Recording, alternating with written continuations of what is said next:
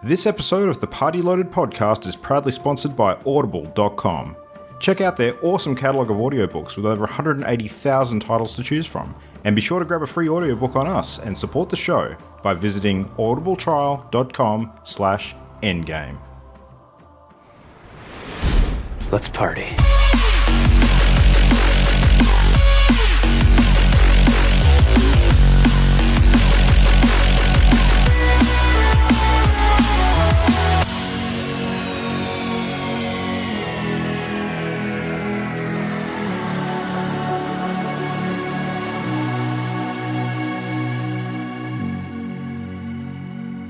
Hey everyone, welcome back to Party Loaded, the video games podcast. My name's Luke Ritalik. It is Wednesday night, the 16th of November. Things are returning to normal, things are returning to form. We have a Mimo back. That's a thing. Hello, I'm back. Has returned from the east coast of the country. And we have a Jam and an Ollie on standby already here because they didn't go anywhere. So, hey guys. Yep.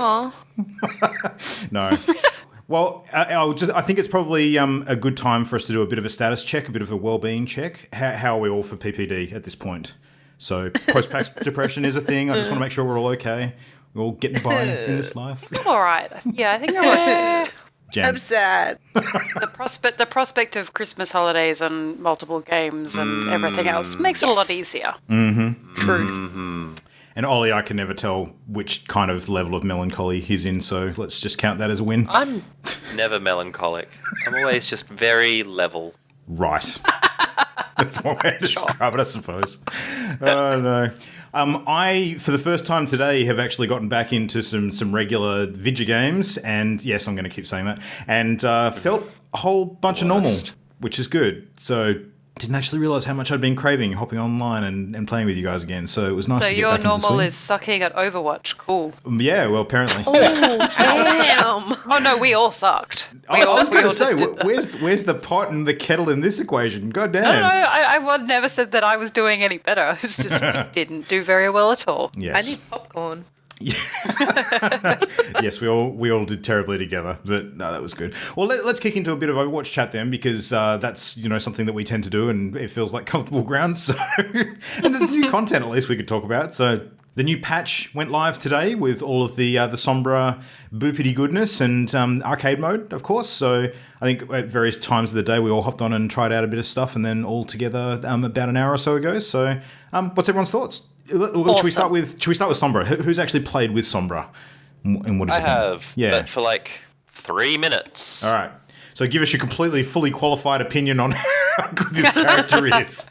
She is, I reckon, on par with Genji to learn as far as trixiness. Mm-hmm, mm-hmm.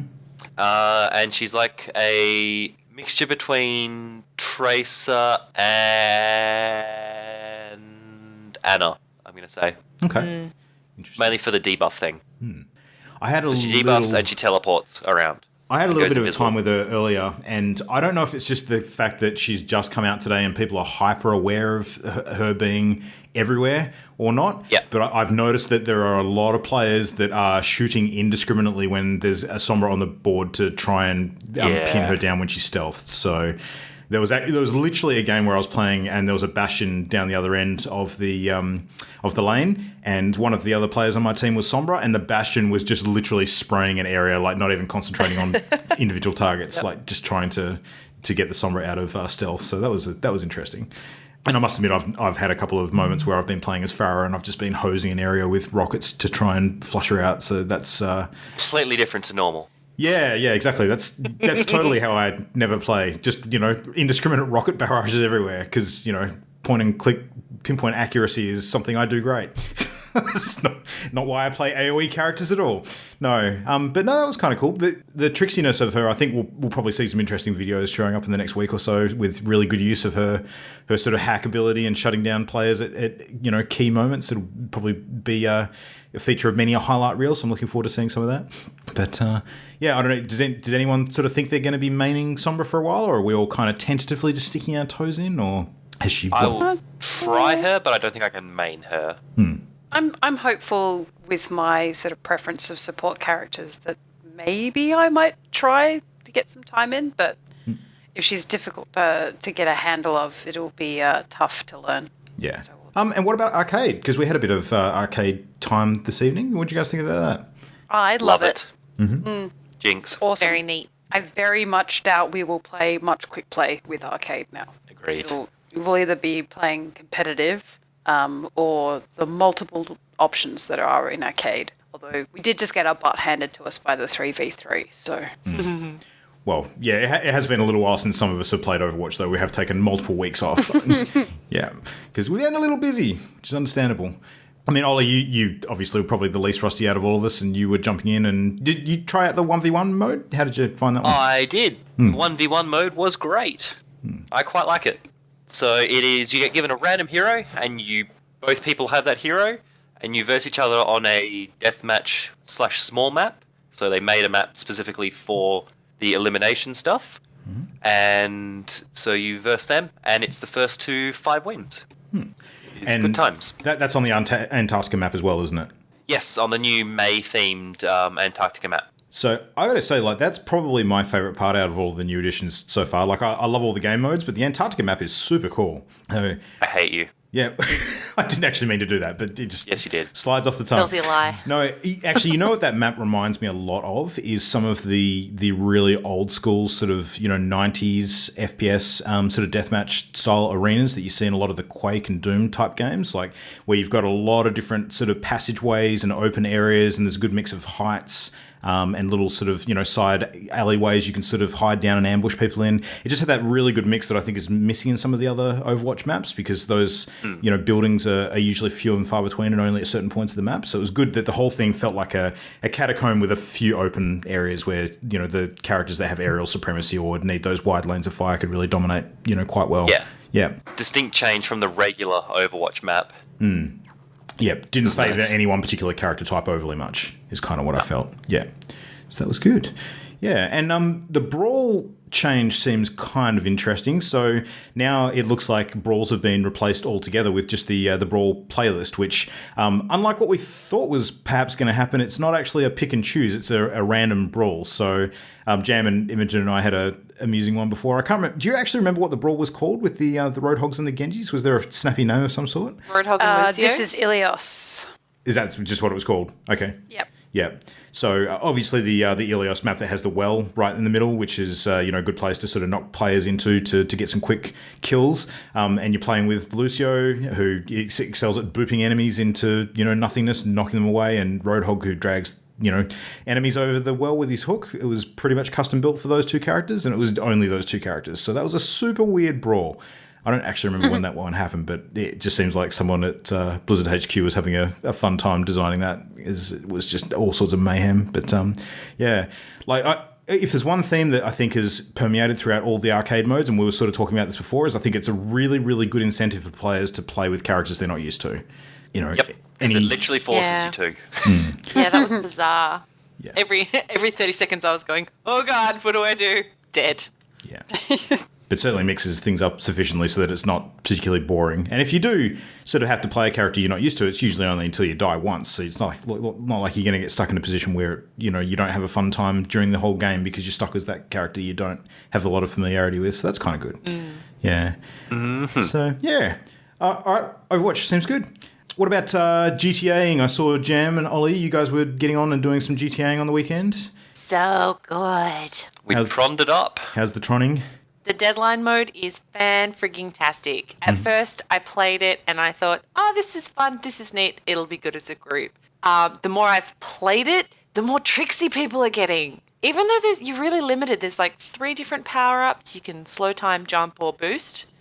And there's 6 maps, but people are getting so crafty and so tactical with how they play. It's amazing. Except me. I'm not. Nah, you're fine. It was fun. It was very fun. Oh, using the maps with obstructions are particularly entertaining because you're trying to not just, get faster than the other person to cut them off, but weave or anticipate the path they're going to take and leave a line in their way. So they go, oh, shit.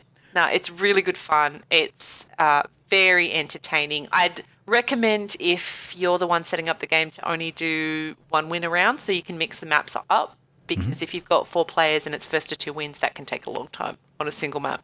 Now, it's been Yeah. a while since I saw the actual Tron movie, so I'm curious as to how faithful the functions of that particular map are to how the movie used to be. How long are the light streaks that come out from behind your bike that can cut players off? Are they like a bike length, or are they longer than that? Oh, no, much long, longer long. than that. Oh, okay. Long. They're not infinite, but they're sizable. They're very sizable. And So can you it drive probably up might walls, take or is 5 that seconds. No, you Right. cannot drive up walls. okay? 5 seconds of, a line behind you at full speed. Right. So, that's pretty decent. And does the line You get have to longer take- if you accelerate, or is that not a thing? No, it's fixed. If you slow down, the line slows down, so it sort of stays where it is a bit longer. Right, Which is right. another good tactic. Or you can only be holding one power up at a time, so a lot of people are circling or just driving straight through other power ups while they're holding one, so that people can't get to them without killing themselves. All sorts of things like that. It's neat. It's good fun. Highly recommend. And then And I also played a bunch of the motorcycle stuff. We did Oh, the some bikie gang missions. stuff? Yep. Yeah, that was good.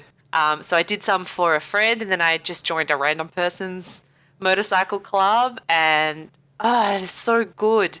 It's so much more fun doing these mission type things in free roam, where everyone else in the free roam session are told, hey, this club's doing this, go stop them, because it's just mayhem. And then when you pull it off, the sense of victory is just sweet, so much better than just your ordinary, story missions or whatever. Now, Lots of fun. something I've actually been curious about since this biker edition got added to the game.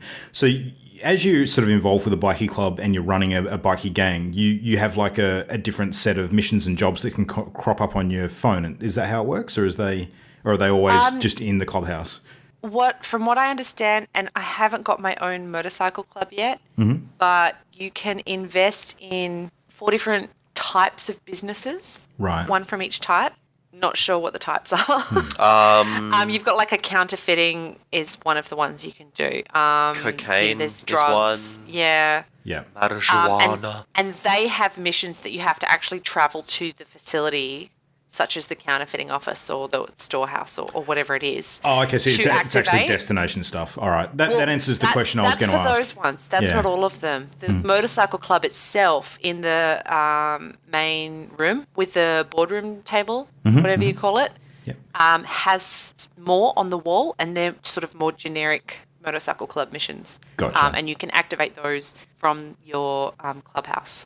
No, I was just thinking back to the update that we had a little while ago prior to the motorcycle club stuff. Do you remember the executives and other criminals update where you actually could be like a higher flying corporate criminal and have different operations on the go as well? I didn't play much of it. Yeah, I was just curious if the two interacted at all, or if they were entirely separate. Like whether you could be doing both at the same time in terms of the variety of missions available on the map. But it seems Could like definitely do both at the same time. yes. Well, it distinguishes you on the player list on the free roam map. When you hit a button and you can bring up the list of players in the session, it will color code you according to what club you're actively involved in at that time, and it'll put a symbol next to it to tell you whether it's a motorcycle club or an organization. Ah, okay. So they are distinctly different, and I haven't seen dual symbols on Right. anyone. So I'm pretty sure you can only actively be working for one at a time. I'm not 100% though, because I haven't tried Yeah, it myself. you can be in both at the same time, but you can't do simultaneous missions if that's what you're asking. Yeah, so it's almost like an instance kind of situation. Yeah, Yeah, basically. yeah. Okay, that's interesting. Lots of ways to earn that cash, though. That sounds good. Nice. What else has people been playing? Anything else interesting? Oh, so much Civ. Ah, yes, you had a big marathon again the other day. Massive session on Saturday with 4 others. Hilarious. So we decided to start from scratch, playing at double speed on a continents map, like the biggest one. I think it's 12 civs with multiple city-states. And unfortunately, 2 of the 5 of us ended up on their own island. So they were very lonely and were not involved in the fun. And then 3 of us were on this one big continent with, who was it? Greece, I think. And one other civ which got knocked out by Greece very quickly. And so we're sort of exploring, meeting each other's, little infantry going, oh, hey, friends. And just trying to play it cool. None of us declared war on each other. Well, not yet. think it's probably going to happen soon, though. So you're going to go back to that game when you get a chance then? I hope so. I ended up on like the northeast side and managed to string some cities across to cut it off entirely, land side, from the rest of the continent with some city-states around me. So I was able to expand up into that region without much competition, whereas the others got stuck near a very greedy AI sieve. So they're competing and they ended up joint declaring war on them. And it's magical. We must have played for 5 hours. And there were stretches of time where we weren't talking much to each other. And then other bits where we're just having a go at each other or, coordinating, making deals, trading on the sly. I haven't yet got spies in that game, but I'm just going to try and throw spies everywhere. Such good fun. You do get absorbed into this game like nothing I've experienced in a while. Yeah. It's just nuts. And the whole, the first time someone says, I've got to jump off now, someone immediately replies with just one more turn, and then an hour later, wait, no, I really need to stop. Yep. So good. The wonders of Civ. Mm-hmm. Yeah. One thing we haven't done, which I think we should give a go, Jam, is actually starting a game at the highest possible tech and development point and see exactly how long it takes to actually finish it. That would be very interesting. So like the... Also, one day we need to do a 12-person marathon. Oh, Jesus. And when I say one day, I mean 1 month. Yeah. Exactly. That's a weekend commitment, that is. That's at least. Yeah, that's a bit nuts. Unless we actually organised a... Well, I mean, it wouldn't be too dissimilar to, how we organise our Dungeons & Dragons campaigns, actually. You can kind of just pick a time where everyone's free. And That's then, true. Schedule sort of 4 or 5 hour sessions regularly Commit at that to it. interval. Yeah. Exactly. And if you happen to miss one, then the AI takes over for just that period. So yeah, exactly. And it goes pretty smoothly. When you've got it on, I think it's dynamic settings, you'll have turns at the same time unless you're at war. Mm-hmm. And it really worked. You're really not often waiting for people. Every now and then someone will have an especially long term because they'll have to start their religion and they have a series of decisions to make, that sort of thing. But overall, you're doing things and you're watching other people while there's some little gaps and seeing where they're moving, what their goal is, trying to suss that out. Yeah, and I certainly feel that, seeing as a lot of us have played a bit now, we're probably at the comfort level where we can zip through some of those tricky decisions compared to what we used to as well. So you get faster and faster. Yeah, sweet. All right, well, let's have a chat offline and organise something along those lines. That sounds like a good idea. Brilliant. Yeah. Nice. All right, well, foregoing anything else, let's jump into a little bit of gaming news of the week, 'cause it's that time of year where there's still a bit of stuff happening, even though a lot of the major releases have kind of come out. So this has been a week of a few notable things. We've had a lot of talk online about Titanfall 2, which has seen a little bit of time out now. Dishonored 2 has just hit this week as well. Watch Dogs 2 is a thing also, and probably the thing that's been dominating a lot of the local chat, if not international headlines, has been the release of the mini NES Classic Edition, which just went ridiculous. It just went nuts. Did anyone actually even attempt to get one of these things, or did we all just go nope? I had a Mrs. picked one pre-order. up. Yeah, I had a pre-order and I cancelled it. You cancelled it? Oh, what made you want to do that? Oh, I've talked about it before on the podcast, but just decided to spend the money repairing my Super Nintendo. Oh, that's right. Yep. As more information sort of came out about it, I thought, I'd actually rather have the Super Nintendo and its various capabilities. So, Ollie, you said that your missus actually did successfully grab one? Yes. Yeah. And it's for her parents, though. Oh, okay. She cool. bought it for their Christmas present. That's awesome. Oh, that's That's wicked. Yeah. I'm like, oh, okay. But we got the Wii U, so that's fine. Yeah, exactly. And the time that you guys spend playing is usually on those titles anyway, isn't it? So Yes. Yeah. Are her parents actually sort of known to be a bit gaming inclined, or is this going to be a test of water sort of situation? No. Nope. They loved that game. They played the shit out of it in their time Yep. when dinosaurs roamed the earth.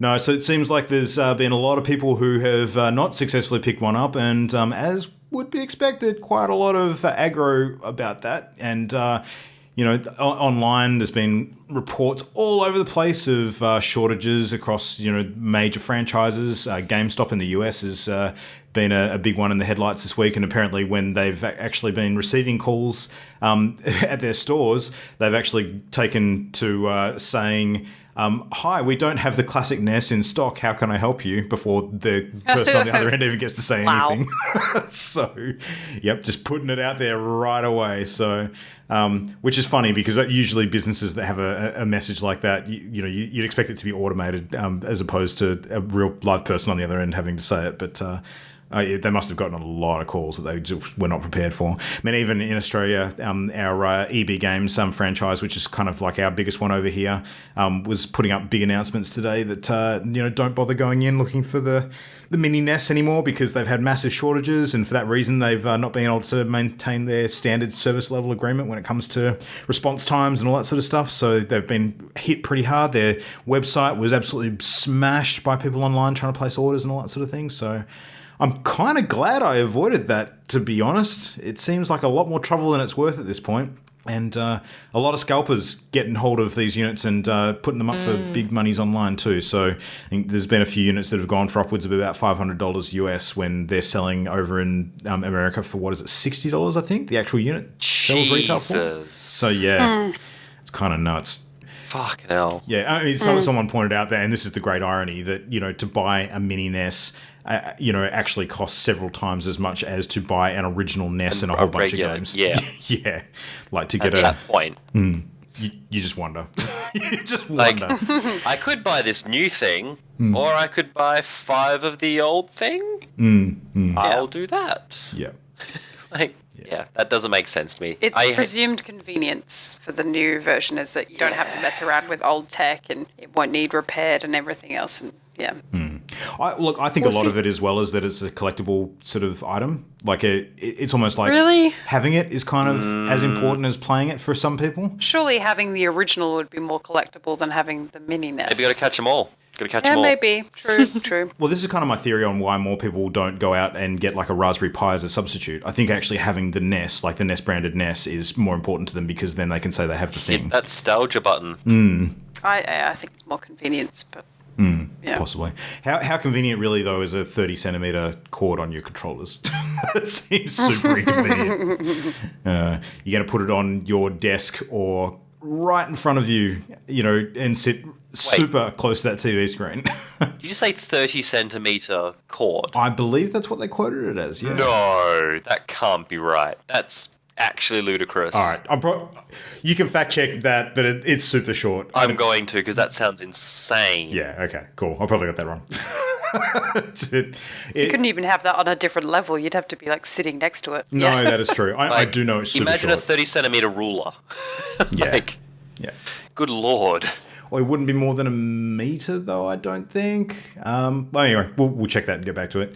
But yeah, classic NES. Good luck getting one. I think Nintendo are actually going to be doing a separate second shipment at some point in the next couple of weeks, but their supply of that unit doesn't appear to have been great. So if they had actually anticipated this much interest and this many people wanting to pick one up, you have to wonder whether they would make it less limited and actually, decide that they wanted money and ship about 10 times more, or if that, probably even more than that, if we're being fair. So I don't know. But speaking of Nintendo liking money, the pricing for the Super Mario Run game that's coming out for iPhone has been announced. And does anyone want to take a stab at how much it's going to be without looking at the article? I already saw the announcement, so right. I had to pull myself out of the race. Jam, my bad. Do you know? Are you aware? I have no idea. All right, we'll take a guess. So how much do you think Nintendo what is would the sell? game? So Super Mario Run, it's a forward-running game that is coming out on iOS next month.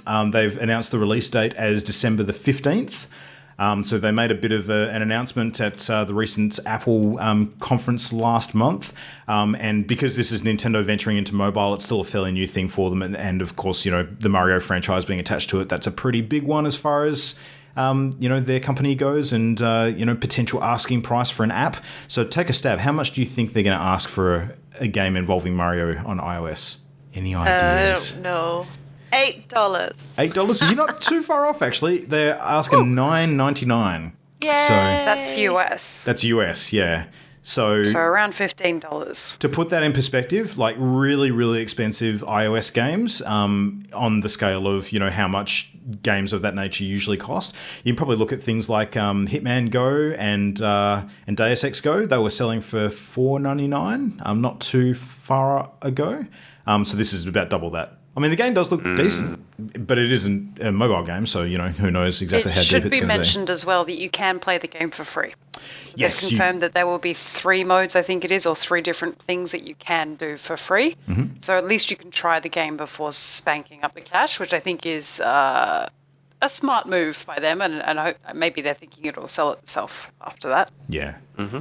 Well, it seems like what they're kind of comparing it to, deciding on that pricing is probably more like a downloadable title for 3DS as opposed to other mobile games that would compete in that space, which, I don't know, I could kind of understand that thinking, but I don't know, it is Nintendo after all. People will probably still pay it regardless, so we'll have to wait and see. Game looks interesting. I'll probably play it. So I'm probably an example of people who would be willing to pay $9. I'll actually give it a go. I am not. I'll play the free, and unless it's super great, there's no way I'm paying $15 for it. Yeah, basically. It has to be worthwhile at that point. So basically what you're saying is We're we entering need the one realm of us of to do them it. being... Yeah. I can buy a game on Steam for $15 that will take me 80 hours and will be in depth. So do I want to spend that on an iOS game? Probably not. Nope. Also, just cutting back to the NES controller cord length, it's actually 30 inches and 3/8. So in everywhere else that's not America, that's just under a meter-ish. Okay, that would explain where I saw the 30. Cool. That makes a lot more sense then. Yes. Yep. Because holy shit, 30 centimeters, you're basically eye level with the actual device at that point. Yeah, well, I think most people who are going to play this are probably going to do it at a desk. It would not surprise me, because that way you can be right up on it. And, I mean, some of the functionality requires you to hit the reset button physically on the unit as well. Is it HDMI cable? Because if it's HDMI cable, you just put it at the base of your couch. Done. Yeah. Then just run the cable to the TV. True. I don't know if it is. It might be, because then that kind of... Safety first, though, people. Don't trip over your friends. Well, you're saying safety first, but I think that the Wii probably introduced more safety issues than this thing's likely to, if we're being fair. I don't know, playing limbo underneath a wire running to the couch could be an interesting obstacle course to play the game. Yeah, depending on your setup. Yeah. So the other big thing this week I mentioned before, Watch Dogs 2. Has anyone actually got an interest in checking this game out? Is it something that intrigues you at all, or are you kind of burned on the first one not being super great? I'm still undecided. I'm intrigued. I'll wait. Yep. See? Well, as a bit of a review roundup, it seems like it's actually doing okay. Like a lot of the major sites that have sort of been taking a look at it have been giving it around sort of, 80 or so That's percent good. scores. It seems reasonable. A couple of notable exceptions, but there always are. General feedback seems to be that the game plays very similar to the original Watch Dogs, but without the crappy bits plot-wise, and it's actually a lot more sort of immersive in terms of the story, and the characters are actually a little bit more interesting and that kind of stuff. There is some dumb stuff going on with it, though, and let me give you some examples of dumb stuff. So one of the big things that Watch Dogs 2 was advertising as part of its launch was that it was going to have seamless online multiplayer, which would allow people to sort of jump into each other's games and hack data and do co-op missions and things like that. But this seamless online multiplayer, and I want to highlight seamless here, is not active at the moment because on game's launch, it's broken as hell. It is so broke. Super seamless. So seamless it doesn't exist. Oh, dear. Unlucky. Yeah, so they're waiting for a patch to fix that issue. The other really, really interesting one is that one of the big features in the game is actually, because it's very, very, modern tech focused, very, millennial social media kind of themes and that sort of thing. So you actually spend a bit of the game running around with your phone and taking selfies and actually getting achievements for taking pictures around landmarks and different things. Now, apparently, there is very accurate design with a number of the characters in the game, to the extent that there's a number of nude characters in the game that are so accurately designed that their genitalia apparently is completely represented.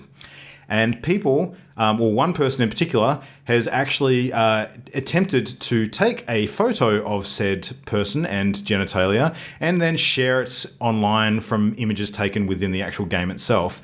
And PlayStation turned around and blocked his account from the PlayStation Network as a result. So that's a super weird situation I don't think I've ever heard of happening before. Like someone sharing in-game footage and being blocked as a result of that. I mean, the reason they say is because he's sharing content of a sexual nature, which is against their terms and conditions, I think, or something like that. Yep. Look, I think that makes perfect sense, but isn't it odd that it's in game footage that's being done with. Yeah, no, not that at should never all. have been, isn't it? What? No, you can have adult themes in an adult game. It doesn't mean you can distribute it to the masses where there's likely to be juniors and such. Okay. But I Let don't... me rephrase my argument. From what I remember, Watch Dogs 1 was not a super sexualized game. It didn't really have those sort of themes in it. So unless Watch Dogs 2 is a very different game in that regards... Well, yeah, but it doesn't yeah. have to be extremely different for there to be some nudity. No. It's true. I don't think everyone has to be up in arms about there being nudity if it's an adult game. I mean, what sort of crowd is it marketed to? What's the rating? I don't think it's a case of people being up in arms. I think it's more just an interesting event more than anything, and kind of ironic in the way that it played out. But it seems to be the exception rather than the rule. Like I'm certainly not getting a sense from what I'm reading and has been reported that it's a game where nudity and that level of content is rife. It's kind of just like a weird corner case example. Yeah. I mean, it certainly doesn't So seem it's just to... unusual that it's been sort of distributed and slapped with a ban exactly. sort of thing. Yeah. Well, that's fair. If it's a platform that, kids can view and everything, they've got their terms and conditions. They need to stick to that. That's fair. Yeah, no, it's interesting. I mean, and the guy in particular here that's been noted, it seems like he went out of his way to actually do that too, just to kind of, use it as an example. So, I don't know, funny example nonetheless, but yeah, that's going to happen. Now, the other cool thing is, I don't know if you heard during the week, but Ubisoft may have been a bit sneaky with Watch Dogs 2, and it seems like they may have actually put a trailer inside the game for one of their upcoming games. So there's actually a bit of a video kicking around at the moment, which it looks like the main character actually... Because Ubisoft actually exists in the game. Like, it's set in San Francisco, so Ubisoft's offices are actually in the game. So you can actually get to Ubisoft's offices, and one of the missions or side objectives or some such actually requires you to hack in. And apparently when you hack in, you actually can view some of their hidden content, which is for an upcoming E3. And there's a trailer in there that you actually see a good part of before the connection gets severed, which actually looks like a trailer for an upcoming space game of some sort. So the question is this just a bit of an Easter egg they've put in there, which could be a wild goose chase and not actually be anything? But given how detailed this trailer is, it could very well be like a hidden thing which actually leads to a real game that Ubisoft is going to make in the future. That'd be so cool. I think that'd be the coolest hidden little gem that I've heard of in a game, like an ad for an upcoming game. That is super meta. That's awesome though. That's really, really cool. That is very cool. Yeah. It's funny how Ubisoft can do ARGs, but Blizzard can't. Yeah. Come on, Blizz. Come on, Blizz. Yeah. If you want to look at this video, it's popping up around the place online at the moment, but the content is very Firefly-esque. Like, the music is very space western. The images they show are very similar, sort of nomadic vessel kind of, shooting through the stars kind of look. If that's what they're aiming for, I don't think it would be a bad thing. It looks kind of cool. It's not super high fidelity graphics though, so that makes me kind of question it. It reminds me of No Man's Sky graphics, actually. Maybe a like little a little bit more notch detailed? higher, but yeah, like that color palette more than anything else. Exactly, yeah. So it'll be interesting to see how that pans out. Very different kind of way to do things if it is. And I mean, people being people on the internet, of course, there's conspiracy theories rife around the place. So could be, could not be. Wait and see. Time will tell. I guess we'll know Jamie? next E3. That could be a thing. Jamie, Watch Dogs 2 rating in Australia is MA, and one of those reasons is because of nudity. Yep, that's fair. So, yep, there you go. It's for grown-ups. Yep. Yeah, no, in that case, completely fine. Yes, I agreed. Had it been like PG or something like that, then yes, I would be like, nope, that's not good. But yeah, MA that with wouldn't have- nudity, strong theme violence, coarse language, etc. Wouldn't have got past our ratings board. No.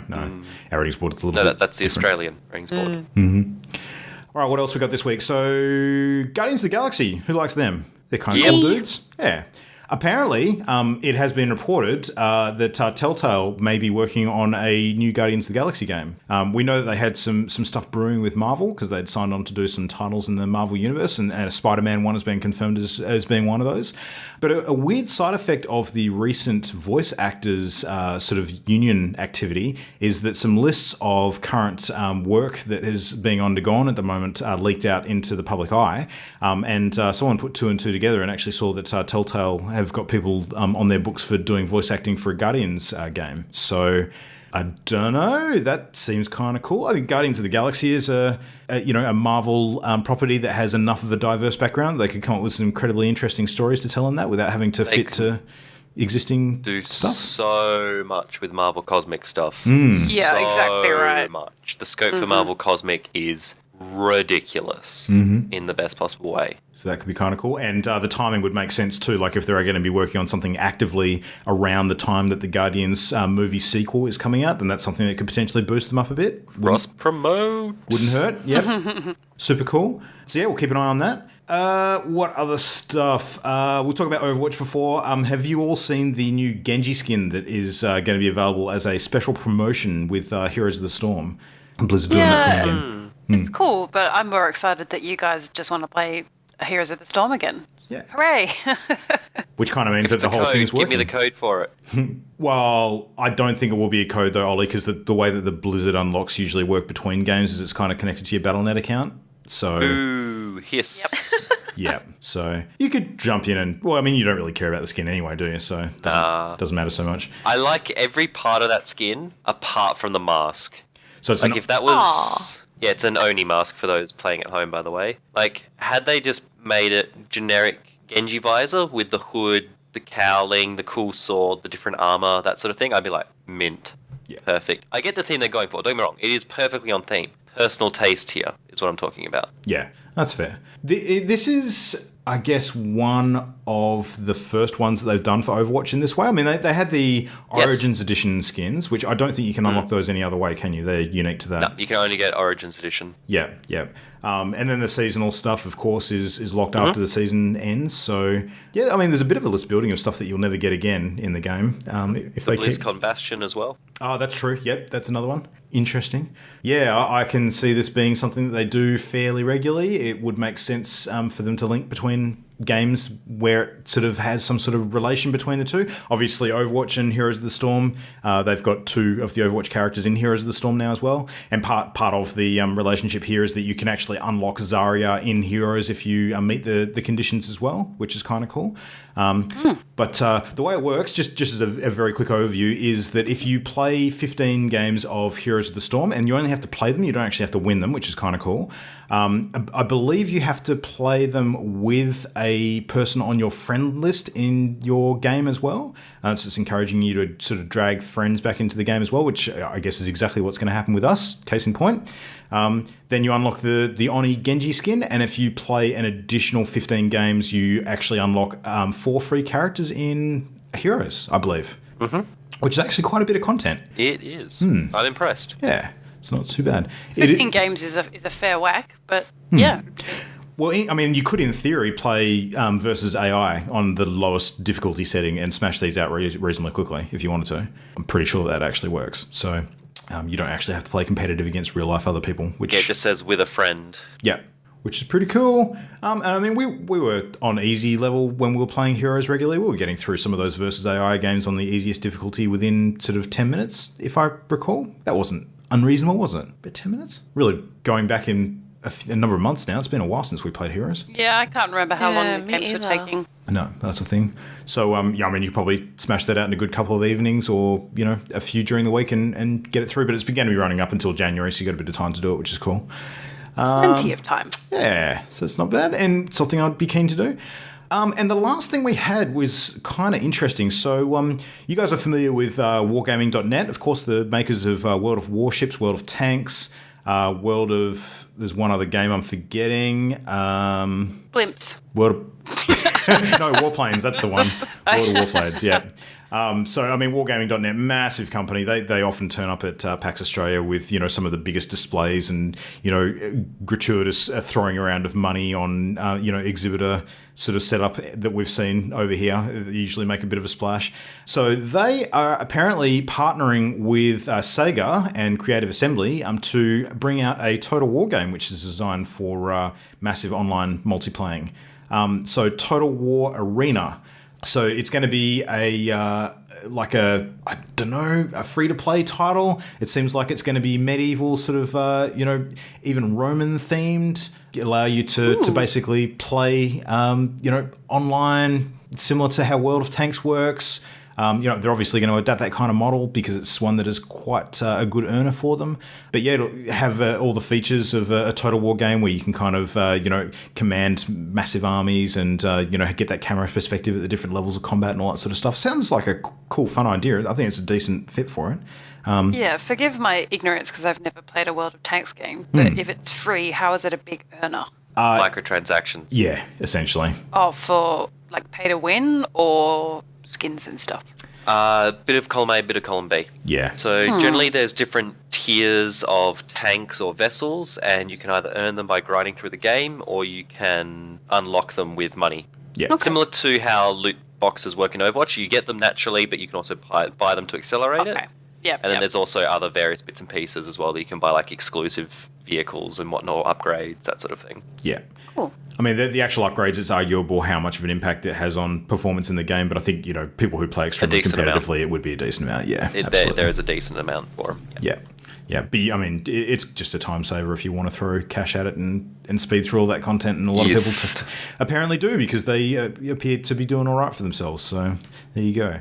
But yeah, no, Total War is a great franchise, and linking it with that makes a whole bunch of sense. I'm curious to see how that actually goes. Yeah, really intrigued how that works. Yeah. Because generally the way that previous like World of Tanks and World of Ships goes is the tiers are like the scale or technology level.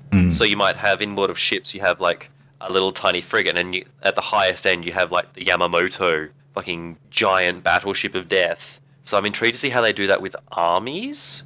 Like whether it's the tech level or whether it's the scale of the army. I'm not sure how that will translate across. Well, the thing I'd be mostly interested in is the length of game, because you'd probably want to keep them reasonably snappy and quick. And as soon as you start getting army-on-army combat involved, I mean, you and I both played Total War Warhammer earlier in the year, Ollie, and we had a pretty good feel for how long those battles sometimes took. So true, but some of them did also take not very long. So if you just roll swings and completely over roundabouts. the enemy, yeah. So maybe slightly smaller conflicts. I don't know how they'd scale that. That seems like a weird thing if you rock up with a giant army and the other person has just a few, battalions or whatever the unit type will be for this period. So we will have to wait and see. Yep. There you go. So yeah, that's some stuff. That's some stuff happening. And things. Yeah. So speaking of stuff happening, we didn't get through anywhere near as much stuff as we wanted to last episode. So we had a fair degree of unfinished business from our recent adventures to PAX Australia 2016. So as promised, we're going to kind of do like a bit of a part 2 this week and catch up on some of the stuff that we didn't get a chance to talk about properly. So, because there's a lot of games that deserve a bit of a mention, and it would be a real shame to kind of miss that and not do that. So let's kick in. So what do you guys want to start with tonight? What should we cover that we didn't last week? Any preferences? All right. Yeah, just attack it from all angles. All right. Well, let's start with the area that we probably spent a fair bit of time at, because we had various interviews we did over the weekend with some of these devs. Do you want to start with the showcase winners for the PAX Rising area? Sure. All right. So there were, as there is every year, I believe, I don't think the numbers have changed. Every year, PAX has sort of had their indie section, which is now called PAX Rising. I think Australia was the first one to actually do PAX Rising in its current format, which is kind of cool. We're sort of setting the standard for that. But as part of that, what Penny Arcade do is they actually award a win to different games to showcase at the event. And I think they get their booths or their displays sort of subsidised. It's almost like a bit of a scholarship kind of situation in a way, where they're sort of put right down one end and given a whole bunch of focus and a lot of extra attention over the weekend. So the criteria for them selecting the showcase winners, I think, it changes every year, but it's usually games that have impressed them in some way or are unique or, pushing the boundaries of what indie games actually kind of represent. Now, the 6 winners this year were all very different, which I thought was quite cool. There wasn't a single game amongst them that was like another. And in previous years, all of the showcase winners have been super, super interesting. So it was definitely a priority for me to head down and spend a bit of time at this year, and I'm glad that we got to do that. So we've got pretty much 6 games to talk about and go through, because we all saw them to different degrees. So let's start up the top with Mini Metro, Imogen, because you've been playing stacks of that on the way to PAX. So you probably played more of that than all of us have played. Yeah. Mini Metro, I mentioned it before PAX because I'd sort of picked it up seeing it in the showcase. It is, I play it on my iPad. It's a great game around by Dinosaur Polo Club. Yep. And they basically, you have to make sure that passengers get from one stop to another based on like a underground or subway type map. So each of the stations is a different shape, and the passengers sort of tell you where they need to go. They want to go to a square or they want to go to a circle, and you can have all sorts of different lines. And obviously this is the type of thing that escalates. So very quickly you'll get sort of passengers backing up, and a failure condition is if you have to wait too long, they get grumpy and you fail. So it's simple, but I'm going to use the word, I think it's very elegant in its design. I should mention as well, all of the indie showcase winners we actually did video interviews for. So anything that we mentioned today, if you want more info, keep an eye on our YouTube page, because we did have chat to the guys who were presenting the game on the weekend. The most interesting thing about Mini Metro to me when we saw it at PAX was speaking to the guys who made it, which are two brothers, and they basically were sort of thinking of and throwing around game ideas, but both of them are devs and are not artists, so whatever they came up with had to be something really simple, and that's where the idea of the subway map came from, and I'm absolutely enamored with it. It's interesting enough. You can play endless games and just see how far you can get, but there's also unlockable areas. So, Melbourne was one of the maps, Hong Kong, London, all of the sort of major places that already have sort of subway systems or tram systems. And they all have different sort of objectives. So some passengers are picky about where they're going. Sometimes you have big influxes of people very quickly. Melbourne had lots of special stops, so lots of events that people were trying to get to, or special like star locations, and that was very difficult to move people around the map. But it was really good to see them there. The only reason that I saw the game was because it was a showcase winner, and now I've played countless hours of it. Yeah, I was going to say, you were really high on it like the week leading up. I thought that was cool, so... Yeah. So it was really good, and it was really great to speak to the guys who made the game and be able to share my love for it. And I don't see that changing anytime soon. It's just a nice game to sort of pick up. I almost zen out playing it and then realised that I've been playing for hours. Yeah, it's really good. It speaks to my almost to my RTS sort of side, I think, in like planning things. It feels almost SimCity-esque in that, okay, I'm trying to get... Those people always seem to want to go to Square and they keep backing up. And what's my problem in my system? How do I fix it?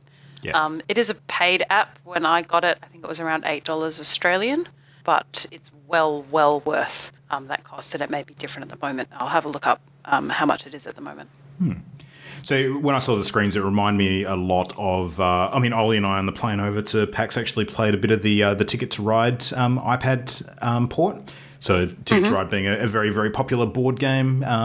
It's been around for quite a while. And, that's sort of more of a turn-based sort of multiplayer kind of setup, whereas Mini Metro looked very, very responsive from what I saw others playing it. So It's also available on Steam. I'm just having a look now, which is good. And at the moment, it is $9.99 US on Steam. Oh, okay. Yeah, I like it. I like it on the iPad because it's, I get more play out of it. I can sort of sit back and play it. It's good that for me. All right. Well, next on the list, I want to talk a little bit about Wildfire, which is a game by Sneaky Bastards. So I got a chance to speak to. Yeah, it is. It's really awesome. It reminds me. There's actually a board game company by the name of Smirk and Dagger Games as well. And it seems like almost both companies have taken the idea of their entire sort of outlook on gaming being the stealthy kind of cutthroat assassin kind of theme. They almost try and weave that into everything they do. Wildfire being a good example because it is kind of like a stealth platformer in a lot of ways. It is billed as a stealth game. I think it's probably... The way the stealth is handled is quite interesting, and I think that you definitely have the option to be a bit more aggressive than you otherwise would be. I don't know how successful that would leave you, because I haven't played enough of it to really be able to tell, but it's interesting. So Dan Hines, who we spoke to at PAX, He gave us a little bit of info on the game. It has actually been on Kickstarter. It kickstarted a little while back. It was originally slated for a 2016 release. Now it's looking at pushing into 2017. There is a page for it up on Steam already, but it sort of is just a bit of info at the moment with the game launch to happen next year. Now, Wildfire, the best thing to say about this game, to describe it, is that it's a game where you are playing a character who has control over a lot of different elements around them. So it is literally built as the game where you can burn anything.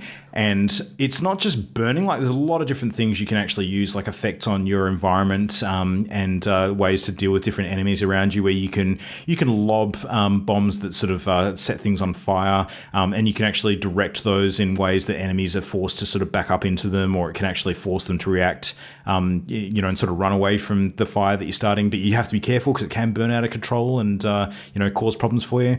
There's other things as well, like you can create bubbles which allow things to float upwards. You can start plants growing, so that can actually, if you sort of lob one of the plant, I think I'm just going to call it a plant grenade. It's probably something entirely different in game in terms of what it's called. But you can grow like a vine up on a roof, and that allows you to climb up it and get to different areas in the level. I was looking at Dan's Twitter account this week, and there was a couple of posts he was making as he was experimenting with different things in the game design, and he succeeded in actually getting one of those plant grenades sort of stuck in a bubble, and the bubble sort of glided up to the roof and then erupted, and it allowed him to get a vine up into a position that he might not have otherwise been able to get it. So you can get some interesting combos happening there, which is cool. I saw, and there was another bit where you can freeze water, so you can trap enemies under ice on water bodies, or actually freeze things to allow you to sort of run across them and gain access to different areas as well.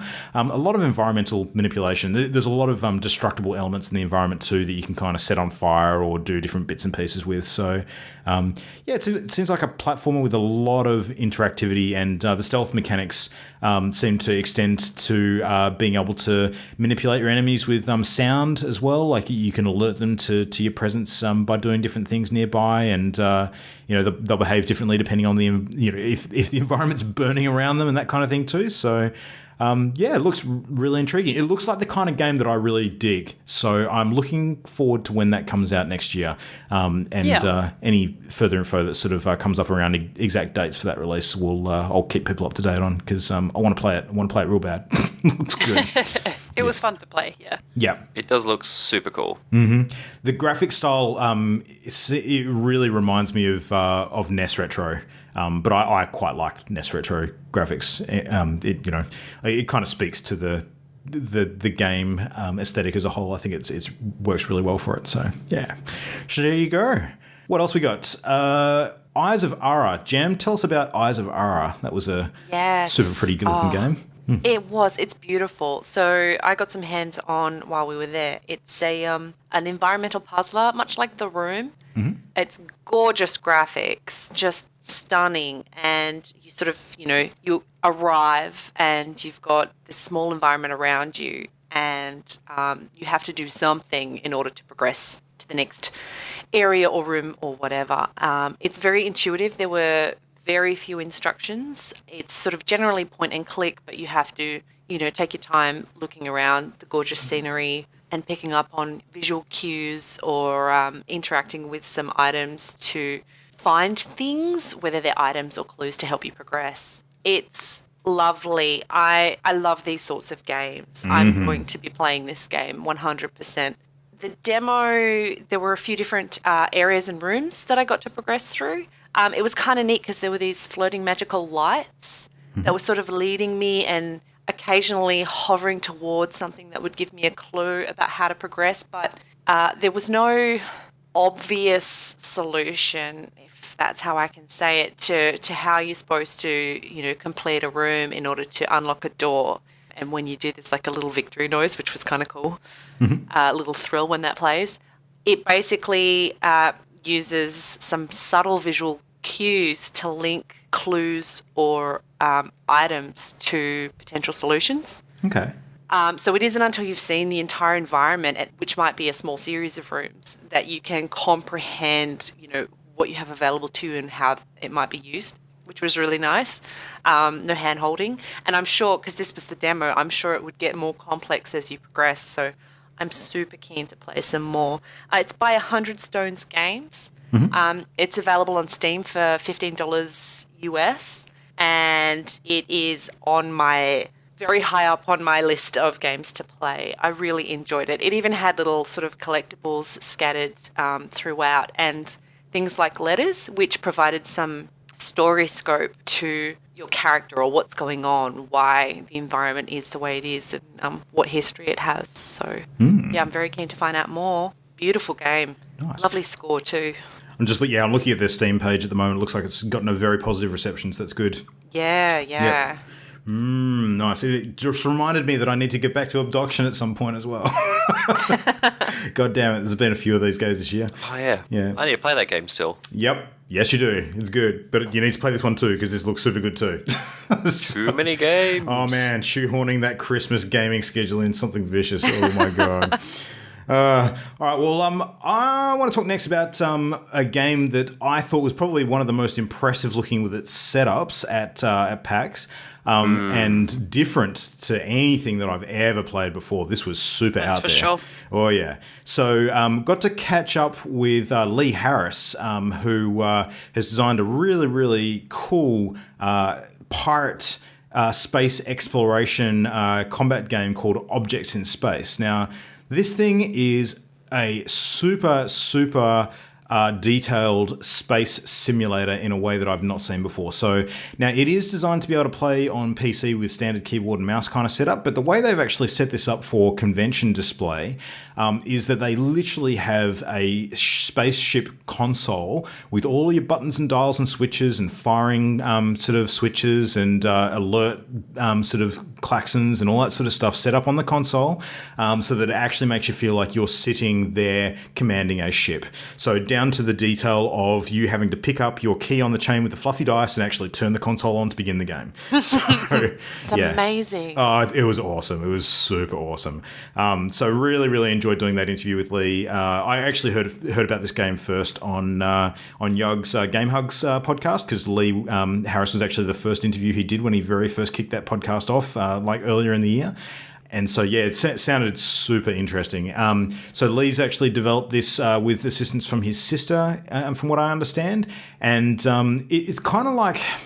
It incorporates a whole different bunch of aspects of commanding a ship, like from the point of looking on a radar and trying to ping where the enemies might be and sort of, dodging through asteroid fields and that kind of thing. It's not a particularly action-packed game. Like it's literally like a strategy game where you're looking at, very, very rudimentary radar screens, trying to ping things on them. It's like being in a submarine almost.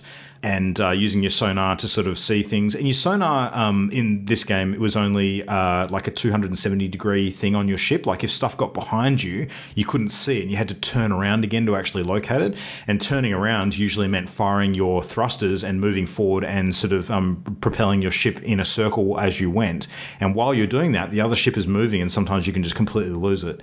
And you need to prepare your weapons like you would imagine on a submarine. Like you actually have to load tubes with torpedoes, spin them and arm them up before you're actually ready to fire. And you can fire torpedoes to take out enemy torpedoes that are firing and heading towards you, rather than necessarily just shooting at their ship.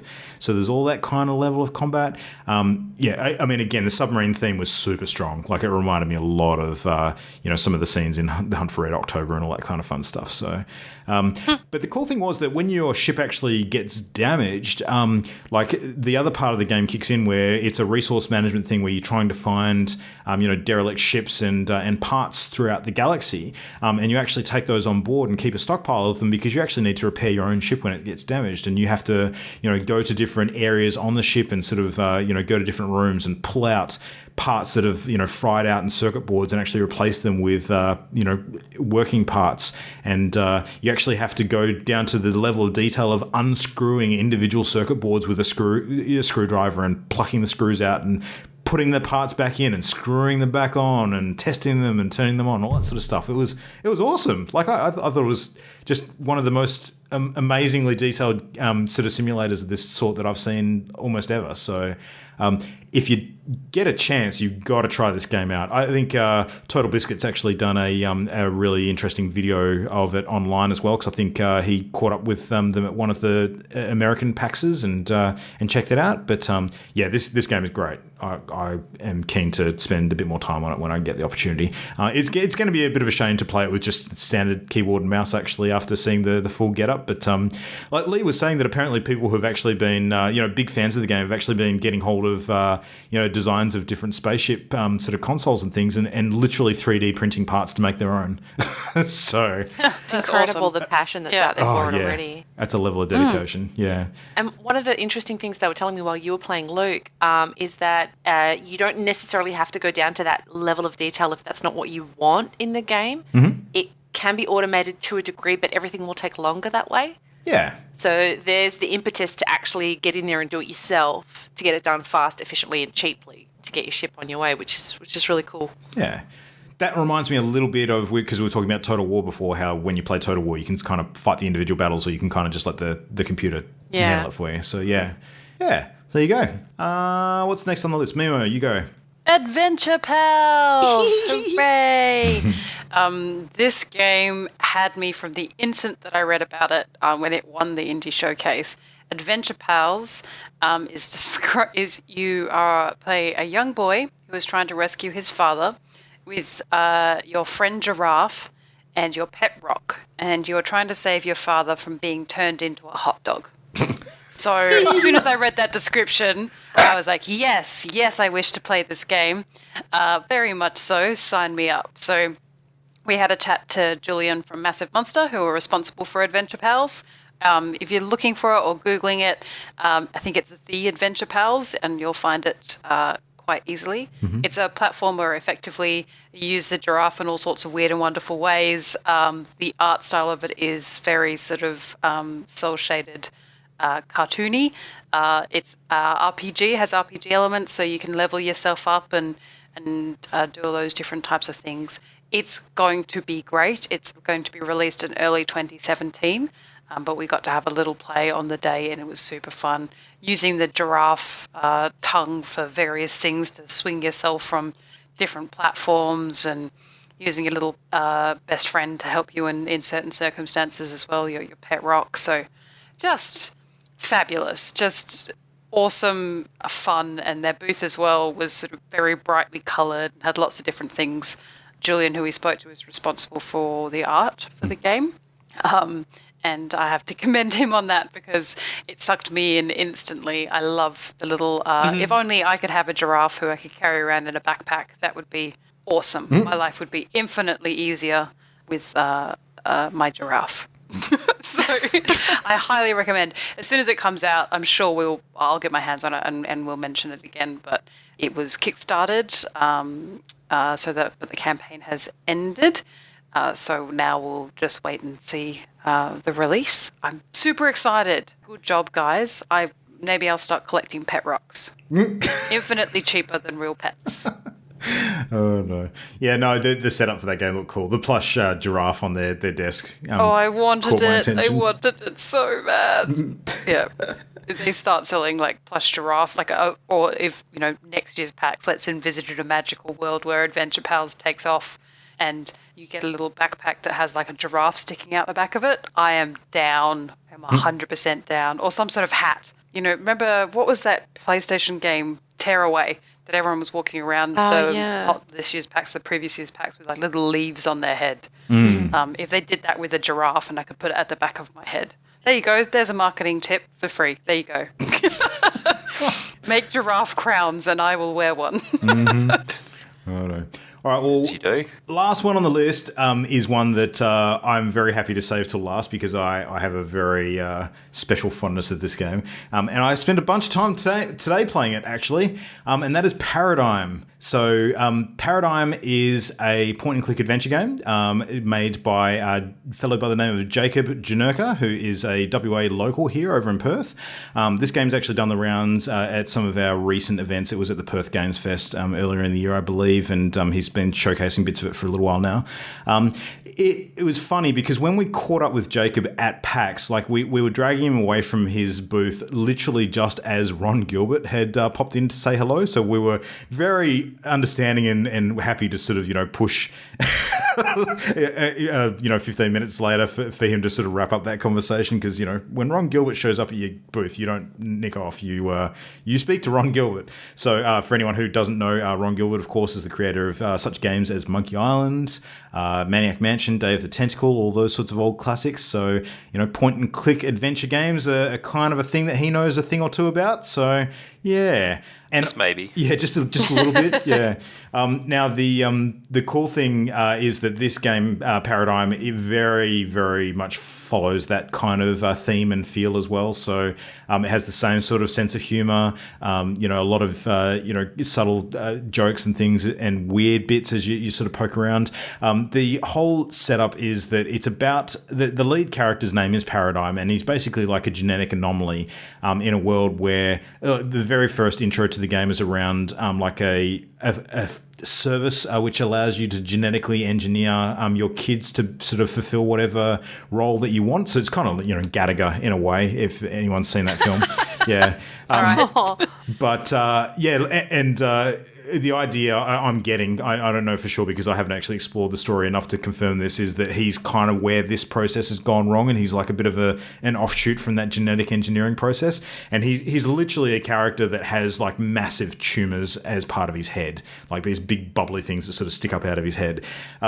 And you sort of start the game in like an underground laboratory or a facility in Russia somewhere. There's like a lot of Russian themes. The way he speaks is he got that very heavy sort of Soviet accent.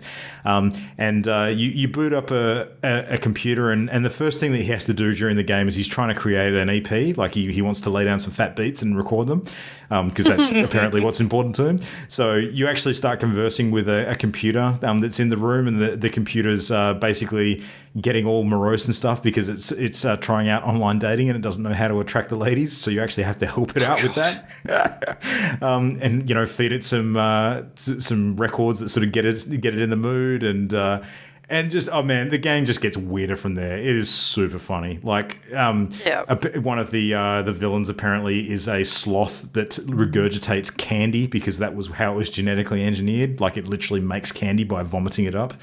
And, delightful. It's just weird. The game is weird. Jam and I saw this game at the Perth Games Festival, not this year, last year. And just remember being wowed by the humour, the cheek humour behind it, and this poor soul who's just trying to make it through life. He didn't ask to be bubble-headed. Yeah.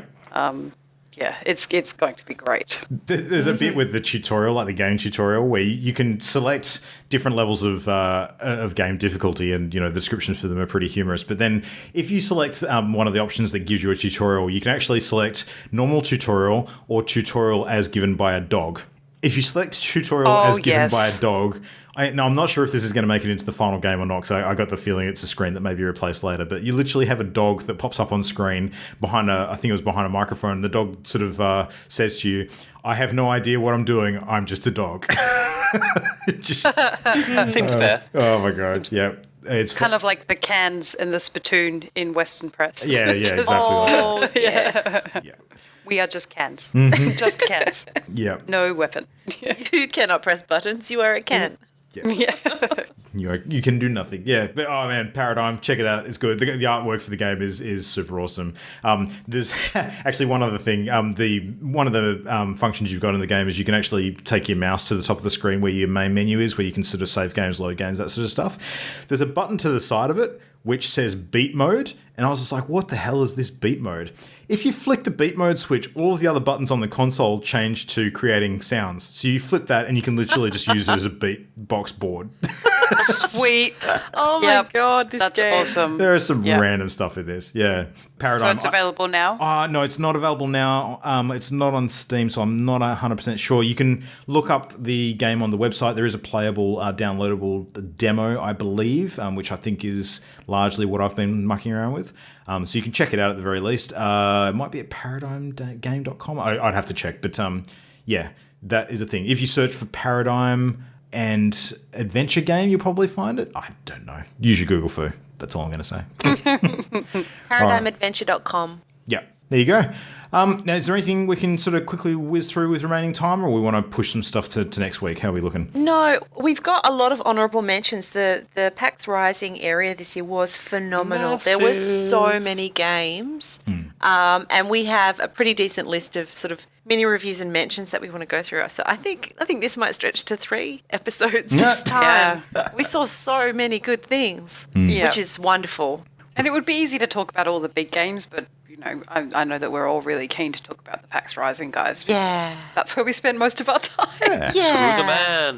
Yeah. It is different and interesting, so yeah. But as Mimo said before, the 6 that we've just spoken about tonight, the PAX Rising Showcase Winners, we have done video interviews with all 6 of them, and that will be heading to the Channeling Game YouTube channel in the space of the next week or so. So there you go. Yeah, check them out. They are totally worth a look. I mean, it's so clear why they were winners. Amazing. Every single one of them was so well deserving, and I was so glad that we got interviews with each and every one of them. If they're listening, thank you for your time. It was awesome, and I hope that they get lots and lots of likes and follows and eventually players when their games come out as a result, because all of them were spectacular. Yep. All right, well, putting a wrap on that, I think that's probably just about an episode. As per usual, if you want to get in touch with us, please do so. You can mail us at mail@partyloaded.com. We are on Twitter at partyloadedshow. We're on Facebook at facebook.com/partyloaded. Mimo, our Instagram details are... At Party Loaded. Sorry, I actually know what they are. Super difficult. It just seems like a thing that we've settled into now. Yeah, I'm just going to do it. Yeah, that's it. Yeah. We are on YouTube too. I'm not going to give you the address because it is gobbledygook. You would be better off going to our main site at partyloaded.com and clicking the link there for now, or just searching for us on YouTube. You should be able to find our stuff. Bunch of PAX videos have gone up this week. We've had interviews with the folks at League of Geeks behind our Mellow. We've chatted to the Stirfire Studio crew about their upcoming VR title, Symphony of the Machine. And of course, Goat Punks. We got to do a bit of a look at as well. So hop on and check that out. And a Megathon video is coming next real soon as I get the editing done on that. So there you go. Good one to look forward to. All right, so the coming week... Ollie, I am very much looking forward to seeing you crack open a certain Dishonored 2 and seeing how that pans out. You're not the only one, friend. Yup. That'd be good. So that game appears to be getting a whole bunch of positive buzz. So yeah, want to check that out. I haven't even played it yet, and I've got a positive buzz. Are you? No, I won't go there. So I often don't fanboy over things. Yeah, this is one of the few times I will. So are you going to do your playthrough with Corvo, or what's the lady's name? Emily, or is it something? The other main character? Emily Corwin? Yeah. I mean, I get the impression from what I've read that you kind of select one or the other, and that's your entire game experience. You don't switch between them. I will probably do both then. Cool. If they're different enough. That's good. I will probably research and see if they're actually distinctly different, or if it's just like you have a different character model in the cutscenes. I think it's that's the case, then I abilities. wouldn't They have a bother. If different it's distinctly skill set. different. Yeah. Oh yeah, that. Besides that, obviously as well. Yeah. But for the story's sake, if they are distinctly different, then I'll be playing the game twice. Oh no, how terrible! It reminded me a little bit of perhaps the differences you'd see if you select a different character class combination and gender for like Mass Effect Shepard kind of thing. It seems like what it would be like. Acceptable. Ladies, what do you got on this week in the games? I am going to, Heroes of the Storm, hopefully at some stage with you guys, more time in Overwatch, but other than that, I'm going to get stuck into as many demos or betas or whatever I can get my hands on of these PAX Rising games and the Indie Showcase Winners. That is a good plan. Yeah, I've got so many different things that are on my now to play list and watch list, so I want to start getting some time into those guys. And probably some are mellow. Who am I kidding? Yeah. Well, we did challenge the League of Geeks guys today and got a positive response. Do a duel. We'll have to set that up. Yep, that'd be good. You guys keen to play some Mellow Drops at some point? Is it something we can do? Is that an online multiplayer? Yep. Oh no, they're single player puzzles. That's single player puzzle, but okay. it's super fun. So good. All right. Yeah, But we can talk we'll about mention it more next next week. Yeah. Yep. Sounds good. All right, well, that is an episode. Thanks for listening, everybody, and we will see you next week. Bye-bye. Bye. The Party Loaded podcast is a Channel Endgame production. For this and more great gaming content, bookmark channelendgame.com.